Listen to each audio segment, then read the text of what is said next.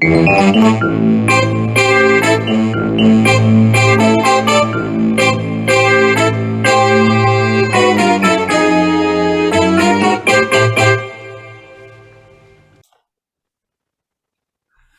everybody, and welcome to the 78th edition of the Frank and Stan chat, and delighted to say we've got another guest with us today. So it's Anne Morris, founder and CEO of Yipiyap. So great to have you with us, Anne. Thank you. Thanks, Frank. Really nice to be here. Yeah, it's great that we'll be able to give you a little bit of a platform there, because I'm sure there are some people that are not entirely sure what your organization does, but I do, and I've used it before. So and good morning, Stan. Good morning. Now Stan and I, this is big news, because we've got to the 78th edition, but between the 77th and 78th, Stan and I actually met. So we sat down. Not for the first time ever, Frank. No, but in that time, for 2 years or so, we met in Stan's well, what's it called, Stan? It's like a pavilion. It's a summer house.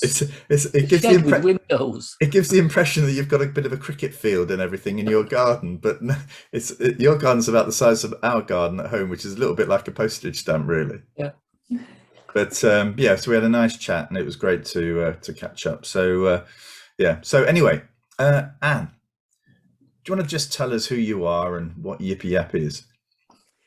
Also, my name's Anne Morris, and just to give a little bit of background, to give you the context. So I'm a former maths teacher at secondary level, and turned accountant, turned homemaker / mum of 3, turned serial entrepreneur, and turned now into for the last 10 years, founder and CEO of Yipiyap. And so what is Yipiyap? It's a very unusual name, and it stands for Young Inspiring People, Inspiring Young Aspiring People. So we really love that. It's quite quirky. We kind of go, all right, that means something. I didn't know that. Yeah, no, it's one of those lovely sort of things that people go, oh, yeah, that makes lots of sense. What is it again? Let me write it down. So we do what we kind of say on the tin with that. So we are young inspiring people, inspiring young aspiring people. And the idea is that we recruit and employ really high achieving school leavers. So typically taking a year out between school and university, or after university, or some even now come during university on their sort of year in industry. And they come and work with us, and we work with them to find placements in schools where they support as academic mentors, so peer mentors, giving out that sort of relatable support, one-to-one small group work, that sort of thing. To give an idea of scale, so let's say we've been going 10 years, and we work with around about 100 plus tutors, and there's a management team of 16 managing, and that started literally from me and 2 tutors back in the day. So we've come a long way, and we work in pockets all over the UK. So we're not a national service, but we aspire to be, and at the moment we spread very much by word of mouth. You know, what we do is unusual, so if people want it, they hear about it and they tell other people, and that's the way that we've grown.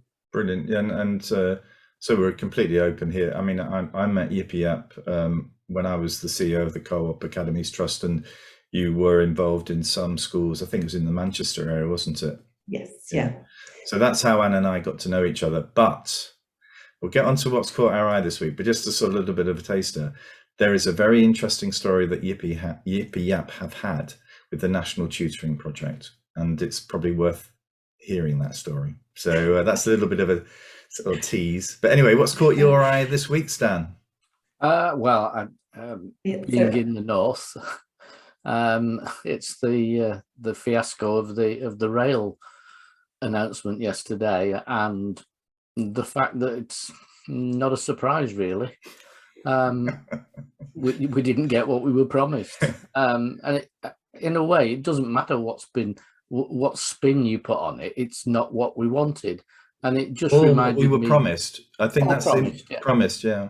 But it reminded me of Christmas Day when you're expecting Action Man and you get Tommy Fighting Figure instead, and you're told, oh, this is really much better because he has a cap, and you know from the moment you open it that when you go out and meet with your friends, your action figure isn't going to stand it with a few Action Men, and you know that, and you know it's what your parents could afford, but it's not what you were promised.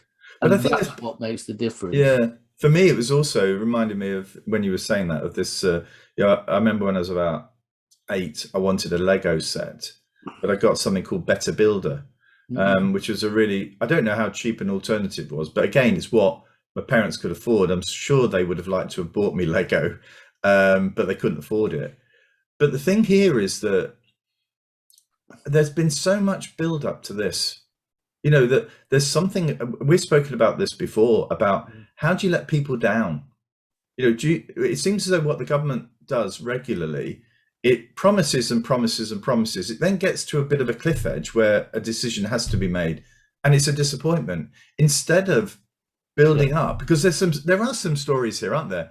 When the Prime Minister spoke in 2019, it was before the pandemic, where you could easily say, well, you know, we're going to have to do this over a longer period of time, or, you know, the budget is, you know, the finances are really tight. We would like to do this, but it's basically just handled so badly that you feel, even people that have got something feel as though they haven't, you know, it's not as good as it ought to be.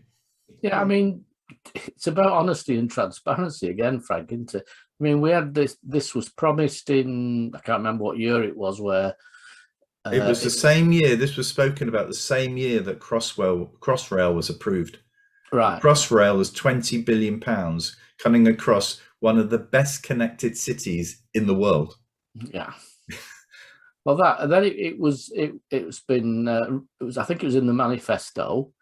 Even at the conference not that long ago, a couple of months ago, in Manchester, it was re-promised. And you're right, it gets to the cliff edge, and then there's something different. Instead of the transparent way of doing it, which would have been, as you said, maybe it's the money, but actually what we're looking at now is it's going to take 20 years to put this in. Should we do something interim that will make things better in the shorter term? And that may actually put off some of the longer term things and get agreement around the table with people who know what they're doing, and then announce it. But instead of this, let's hope nobody notices we've changed everything that we promised, and we'll just keep batting on that it's much better. Yeah. Tommy action figure was never better, no matter how many times I was told it would be. And what were you saying now? So it's just the spin that's offensive about it to me, because, you know, if you genuinely believe something, apologise, explain it properly, come at it again, take people with you, not trying to, you know, paper over the cracks of just, you know, as you said, no one will notice. I mean, I feel actually a little conflicted in this, I have to say. Because I kind of have to. You're not related to Grant Shapps, are you, or something? No, actually not. But I have two very different perspectives on it. One as a personal and one as business. So in terms of my personal view on it, look, I'm a proud northern lass, and I was born in St Helens. I've lived in Liverpool, University. We moved to Wakefield, lived at Wakefield and Leeds. I did my PGC in Hull. I've basically covered the M62 like that. So I know, you know, so much about North. And I really was so happy to hear that, you know, and delighted to hear that there was going to be this sort of bringing together and, you know, making the transport so much easier between, you know, around the north and the northern powerhouse areas. So, you know, obviously it's a huge disappointment that's not happening. The suggestion that's been put in place about the local transport links, however, I think is absolutely fundamentally critical to these areas. And that's because I see that every day. We work almost exclusively with people who don't drive, typically school leavers, recent graduates. They don't drive, they don't run a car, they can't afford insurance, and they don't have that sort of setup. And the public transport around the cities, I don't know if you saw Question Time last night, talking about this, and those sort of links from the towns into the cities and the sort of smaller areas into the towns and so on, they are diabolical. And we are so conscious of this because we have to get people from here to there, and you have to go. You have to go into the centre. It's crazy. And everywhere we look, almost every person that we put into a school, the natural journey is probably in a car would be about 18 to 20 minutes, something like that.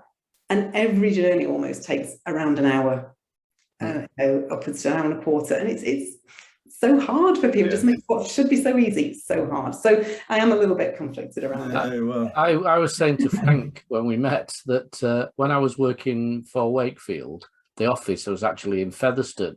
And so Okay. the first thing I did was to find out, what time is the train that gets me to Featherstone in the morning. From Salford, this is, isn't it? From Salford, yeah. And the train app worked it all out and pointed out I'd have to leave the day before to get there for 9 o'clock in the morning. Not that integrated. My world, that is my world, and I've lived and breathed it because, as I say, at the very beginning, it was just me and the tutors, and I now have a team around me. But, we're really so conscious of this, and everywhere we look, trying to help people. I mean, we buy people who have a long journey power packs so that they can have that, accessibility on their buses, because otherwise they've got an hour there, an hour back. They're only 5 hours in school. It's a real commitment to people, and we really appreciate the efforts they go to make sure they get there. I mean, we're based in Altrincham, so we're kind of spoiled a little bit as well, because you've got an overland train station. Oh no, you haven't. No, you've still got for those who don't live in Manchester, you've got a tram, haven't you?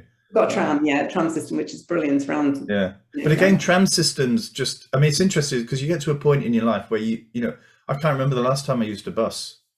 And actually you then sort of and thinking about ministers here as well, that actually they don't use those services. So and who would want? None of them probably need to catch a bus from, I don't know, from say Salford Central to Blakely. It's not, for those of you who don't live in Manchester, that's not a long way away. But actually, that's a tricky journey to make, because if you're doing that on the tram, you've got to go into town and then out again. And if you don't use the tram, you're reliant on buses. So it's all of that sort of interconnectivity and how poor some of the bus services are. And again, Andy Burnham keeps saying, it's true. The cost of bus journeys in Manchester compared to what they are in London, it's just ridiculous. It's not. You would have thought it would be the other way around, but it isn't. It's incredibly expensive to use public transport in Greater Manchester.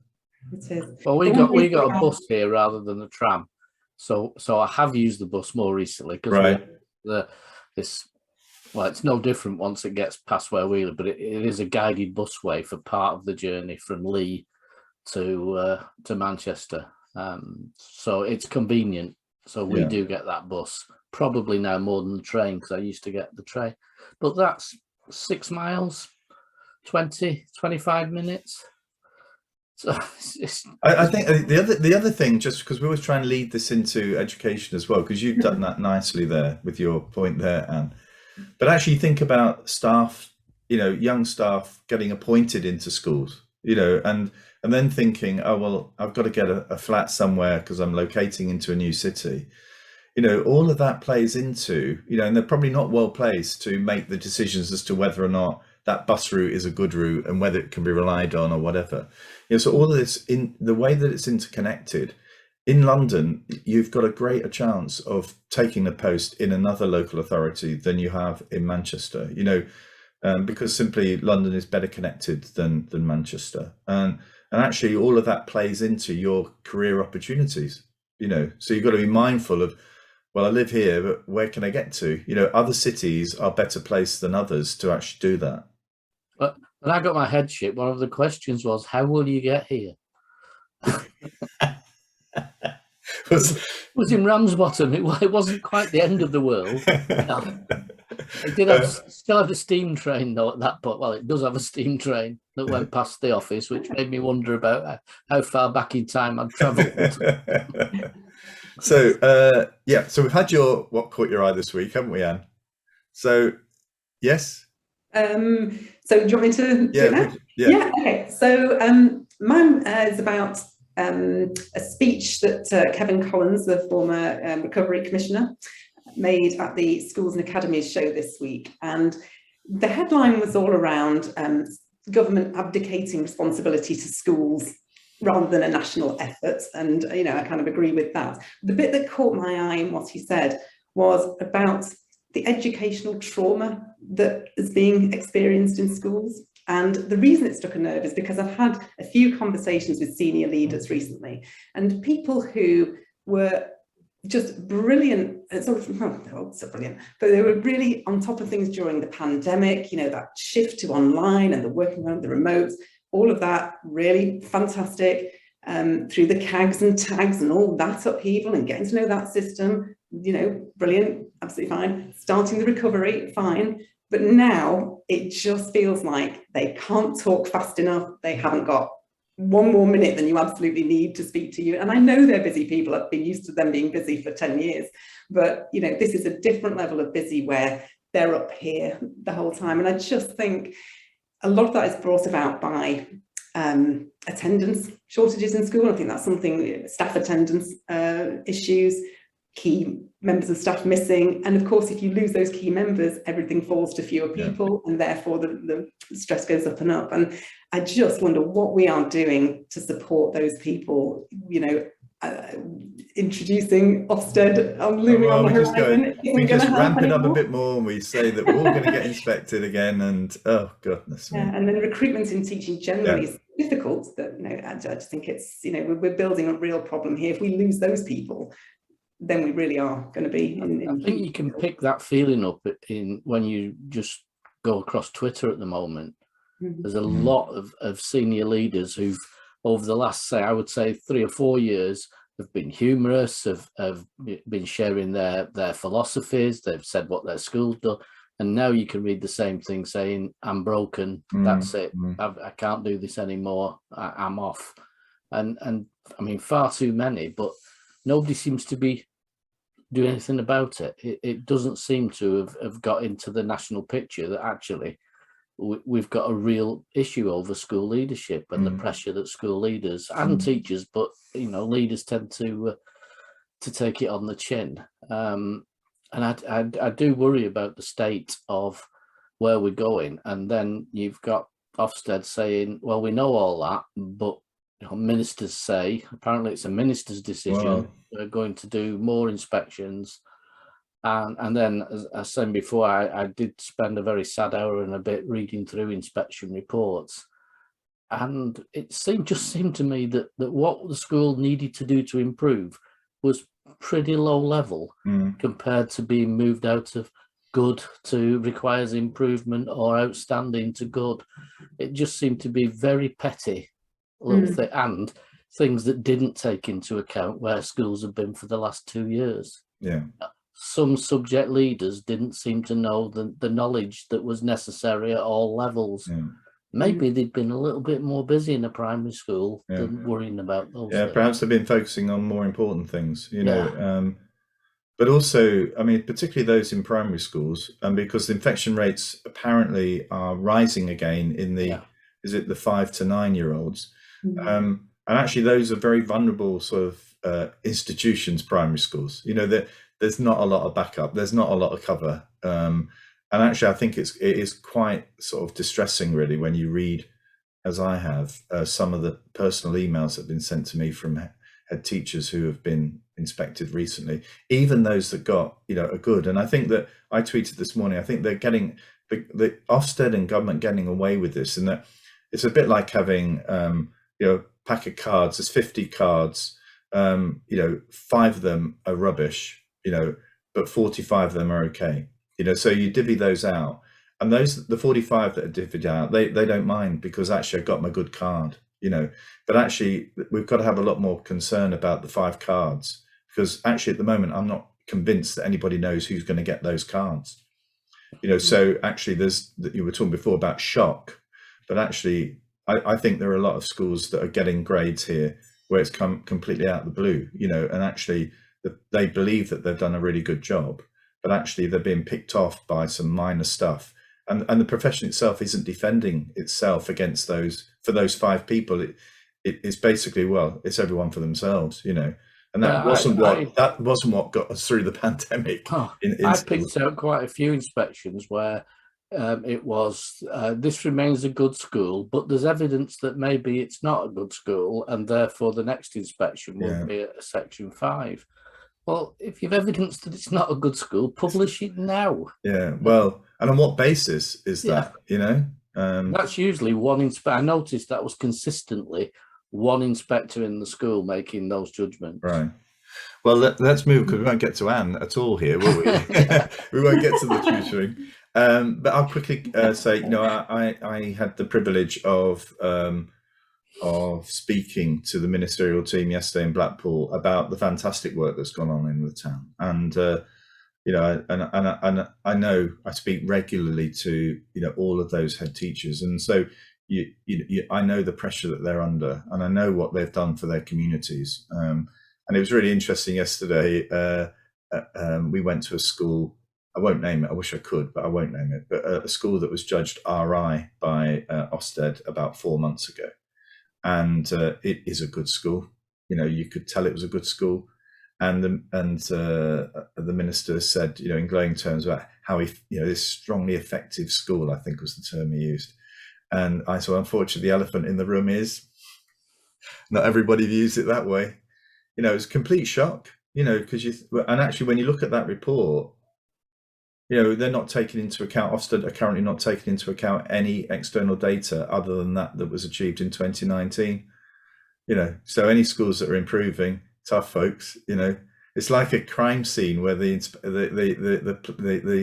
sort of forensic team say, you know, oh well, we can't, that's not really relevant, that, you know, it happened a little while ago, you know, well, that's where they had the row, it was 2 years ago, that's what started it, you know, that is part of the evidence. You know, you can't have it whereby you just say, oh well, we don't want to look at that, you know, because actually it might not be reliable. Well, we should be looking at all the evidence, you know, all the evidence that there's been since 2019. If you like me to a crime scene, Frank, it's well, we can't seem to find any forensic stuff, but there was a murder here a few years ago, so we'll pick that stuff up and use that. Or some 5 or 6 year old we spoke to didn't know very much about Henry VIII. You know, I mean, anyway, let's move on. Let's move on. Anne, do you want to just tell us? I think we know what you do, what the Yipi App does, but actually, you've never been able to make yourself part of the National Tutoring Project, have you? So do you want to, you know, here's an organisation that's built to do what that project is meant to do, but you have not been able to become part of that project. So do you want to just explain the story behind that? Yeah, so, well, we've been in operation 8 years or so at the point when the pandemic struck. And obviously, you know, when you're an in-school provider and the school's all shut, you kind of panic a bit because, you know, everything is likely to go overnight. Literally all your people tell to go home and that's it. Well, we didn't panic and we kept hold of everybody and we said, right, okay, we'll just wait and see how the dust settles. And that sort of played through. And as we got towards the end of that period, the noises started to be made about the National Tutoring Programme coming in that September, when it actually started in the November 2020. And I honestly thought, you know, because we've been doing this for 8 years and, you know, pretty much there are a few other organisations that do something similar, but you know, tutoring in schools is not a big thing, or wasn't a big thing before then. And I felt we had really unique experience and really understood how to introduce tutoring to schools, how to run it in schools, what works for them. You know, basically our know-how is pretty unique and, you know, it's so pertinent. And so I wrote an open letter and put it out there and tried to sort of get, you know, just so that we could help basically get the programme up and running, or at least, you know, feed into that process, because I feel that we do have this incredible sort of rich experience which is quite unique. That didn't get anywhere, and I was, you know, not entirely surprised because, you know, small fish, there's a lot of noise, but, you know, I was a little bit surprised that didn't make it any further. And then when it actually came to the process, you know, we've just been, as I see it, every reason has been found not to work with us, rather than to look at our experience. And our very first sentence, you know, of our applications is always about, you know, we have in-school tutoring experience over now 10 years. You know, we have the experience to bring to this project, and it just has never hit home. I don't know what it is that we're not doing right. I just don't know whether we don't have the right friends in the right places.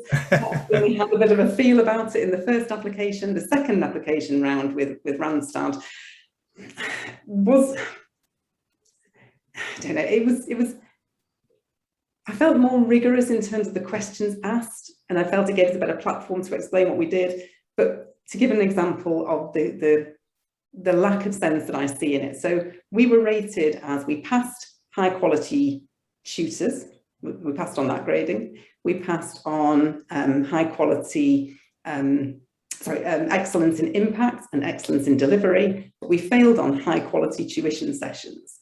So how can that be the case? Those things if we haven't passed on high quality tuition sessions? And it just doesn't make sense. It feels like there's no communication, there's no dialogue around it. And they keep putting out these open access windows for more people to come forward and do it. Who do they think are going to spring out of the ether to come and do it? Everybody's wanted to do it has been knocked back at least once, probably twice. You know, we're busy. We haven't, you know, in truth, I think there was just to tease it out from you, but I think that we talked before about schools feeling, you know, staff feeling under pressure and this trauma element to it. But the government's, the initial round was very much on tutoring, wasn't it? And actually, I think our thinking, Stan and I have spoken a lot about this, that, you know, when you're in that situation, you know, young people need support. They need a personal relationship with somebody who can encourage them, you know. So it felt to us as if we should be focusing more on the mentoring, morphing into tutoring. But that first round, and even I think even the Randstad thing, it's about tutoring. You know, the mentoring bit, which I think is part of the relationship you build up with the young person, you know, is if you put anything in mentoring, I'm challenging you. If you put anything in mentoring, does that sort of discount you? Is that the word you're not allowed to use? A bit like Brexit, you're not allowed to use it because if you do, you have enemies all over the place. Well, we very much sort of put ourselves in the academic mentor. I don't know, schools call us academic mentors rather than tutors. So we've tended to drift into using that a little bit more naturally. But we go in on an academic platform. We are delivering maths, English, science, or whatever it is that schools are wanting in an academic way. And what comes from it is the mentoring, because you're having those conversations over a period of time, building up trust, as all tutors do if you're working one-to-one. That's a very natural thing. And, you know, it is absolutely about the relationship that builds between the student and the tutor. And, you know, many teachers have said to us over the years that the most reluctant students will work with our tutors because of that relatability, because they can talk about the football of the weekend, or because they're local, they can talk about XY place they have been, or, you know, all of that sort of thing. They've walked in the same shoes in yes. many situations. So it's about the relationships, but it was absolutely, our application is all about the tutoring and, you know, the very sort of academic rigorous side, and you have to have that because it's got all these. When we delivered that, we showed excellence and impact. So, well, you always think, well, if that box is ticked, what's going into it? Was there a box at the bottom about donations to a political party? That may have been the tick box you've missed. On the first round, what was really quite shocking, because putting cards on the table, I am very much down the mentoring route, which morphs into tutoring. But on that first round, when I saw the successful providers, I mean, some of them had never really done this work before, you know. So I think I was shocked because I don't know if I reached out to you before that, or whether you reached out to me after you were rejected. I can't remember the time. I think I put something on LinkedIn and you saw it, and I think the thing for me was then knowing Yipiyap's work and then looking at the other successful providers.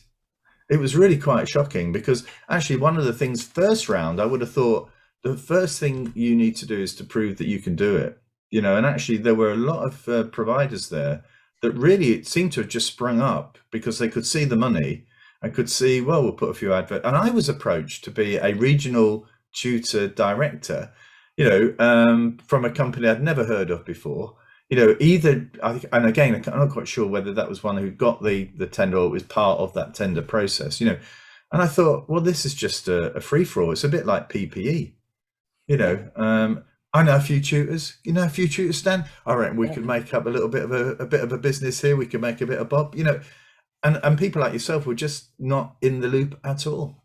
Well, I wouldn't have minded that, because my initial view was it was like the tutoring version of Dunkirk. Okay, you're going to have little tutoring companies all around the country pulling together with their local schools. You know, that was what it was meant to be. And I think they had 400 or so applicants to that first round and chose 33. Yeah. And, you know, no wonder their switchboard broke and the IT systems crashed and so on. You know, you're trying to get, nothing was set up to deal with that. And I understand dealing with 33 providers makes life easier for people who are running the programme. I suppose I get that.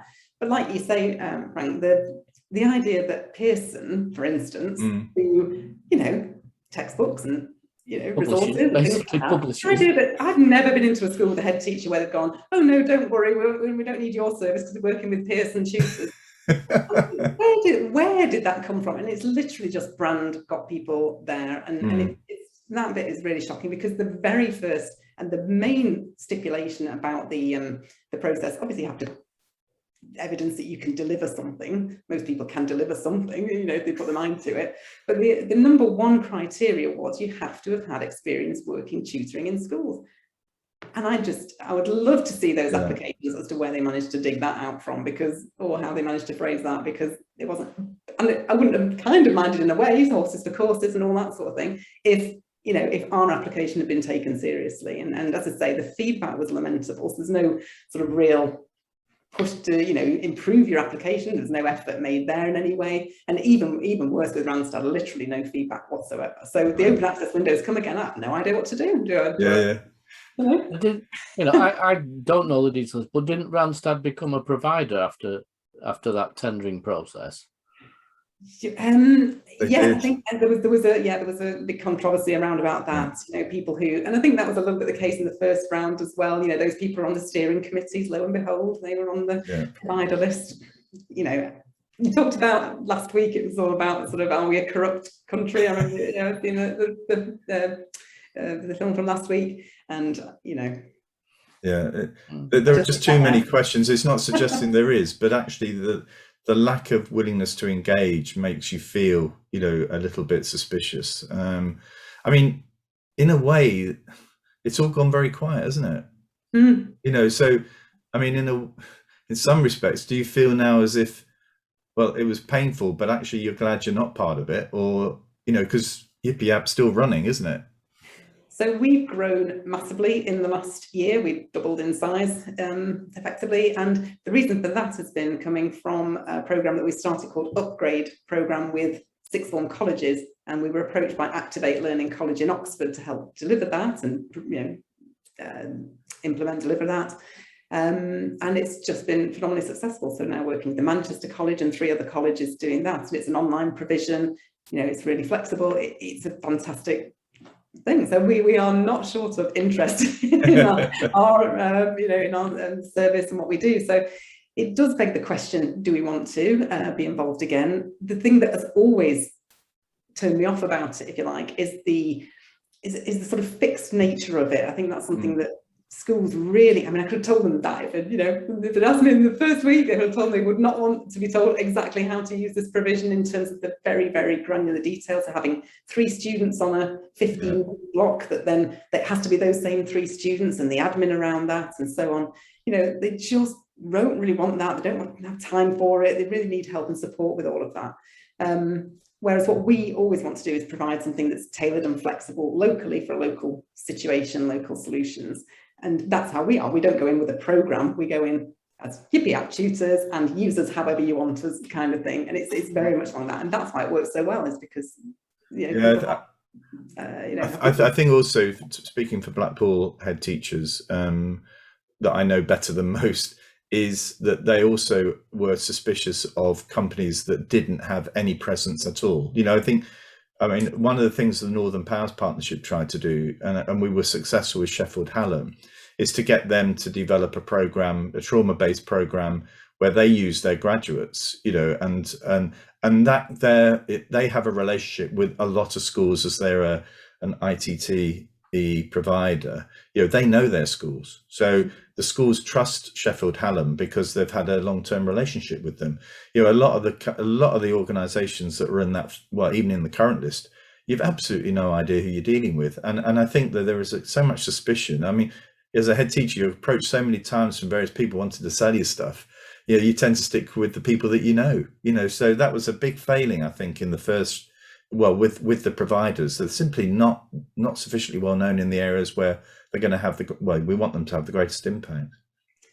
That's absolutely it. And, you know, a lot of schools tried to get support through the NTP that they couldn't, you know, access the sort of support they wanted. I mean, I've heard some, I mean, I don't want to give a completely negative approach. I've heard schools have really had good support, and eventually all it comes down to is the quality of your tutors, really. You know, if you get good people with the right motivations and doing it, you know, technically able and warm and friendly and all those sorts of things, you know, you're going to do a good job, and that's fine. But it's just increasing your chances of getting the right people is the key thing. And well, the good thing is that Yipi App is still running, and it's growing, and you know, but I think it's been an interesting, for many people, they won't have known, you know, what it felt like to be an unsuccessful applicant to that program. And I'm pleased, you know, that you've been able to step out and get your growth and impact, you know, in a different way. I don't know if you remember, Frank, the similarity you said before with PPE. There were companies at the beginning of the pandemic who make PPE who were saying, I've written now X number of times to say we can fulfill these orders, but nobody's answering our emails, nobody's answering the phone. And now we're doing PPE for America. We're exporting our stuff, and nobody from this country is asking us about it, whereas we're importing from China. Yeah, a clinical engineering firm, I heard it yesterday, made clear that they had a contact in Germany when the first pandemic, you know, the first lockdown occurred, and they had a massive amount of stock which they were willing to sell, and this company, you know, couldn't get authorization to get it across, because they were told that all funding had to come through a central, you know, scheme. And actually, this CEO said that he actually got the Matt Hancock's secretary. So he actually spoke directly to Matt Hancock's secretary and explained, you know, we've been doing this for 30 years. We're a British company. We've got access. We've got the procurement rights. The CE badge is approved. We know it's entirely, you know, legitimate stock, and they couldn't get the contract. They just couldn't get on to that. Yeah. You know, they couldn't get on the list. This is, I mean, I hope this all unravels for, you know, this feels like centralization gone berserk, you know, that, and what you get with that is just that smell of corruption. Even if it's not there, you get the smell of corruption, you know. Yeah, I mean, it doesn't fit with what we're trying to do. Is I mean, taking it back to education, we had a lot of problems when I was working in a local authority in getting permission to roll out stuff like the literacy and numeracy after the initial, where we had trained people, we had schools who wanted it, but because we weren't the preferred method, which was schools, or more to the point, academies delivering this, or private companies, we just weren't getting looking. We eventually invited somebody from the DFE to come and look at what we did, got a fantastic letter saying what a superb work we were doing, blah, blah, blah. We did get one contract, but not anything else. We were not the preferred way of doing things. Well, it's all that preference, isn't it? I think we'll finish it off on this, that there's the preferences in Ofsted. You know, I think of the things that are worrying people at the moment. There's just a preferred way of doing stuff. And I think Stan and I, we had that sort of preferred practice element drilled out of us when we were Ofsted inspectors by a really excellent mentor and inspector. You know, she just drilled it out of us and said, no, that you can't do that. Going back to your point, and it was all around impact. You know, this is working. This is working. The effectiveness of it, not the style of it. Yeah. And I can remember being told the best lesson you would see is the one you would have done, but that's not going to happen. Yeah. So judge it for its effectiveness. Okay, well, that's well over 40 minutes, folks. It just flies past. But thank you so much, Anne, and also thank you for sharing your story with us in an honest way. I think it will probably be quite well. I think it'll be very interesting, and for many people, they won't know that side of the story, you know. But I wish you and Yipi App well. And Stan, we're back next week. Is it a Friday? I'm like, people who know me and work with me know I only have yesterday and tomorrow in my diary here. Well, I know I will be in North Wales next Friday, so I'm looking forward to a few days R&R. So, but anyway, I'll be joining you from from the car. From the car, yeah, overlooking Puffin Island. But anyway, I look forward to it. So I'll see you next week, Stan, and thanks again, Anne. Thanks very much. Bye. Okay, bye.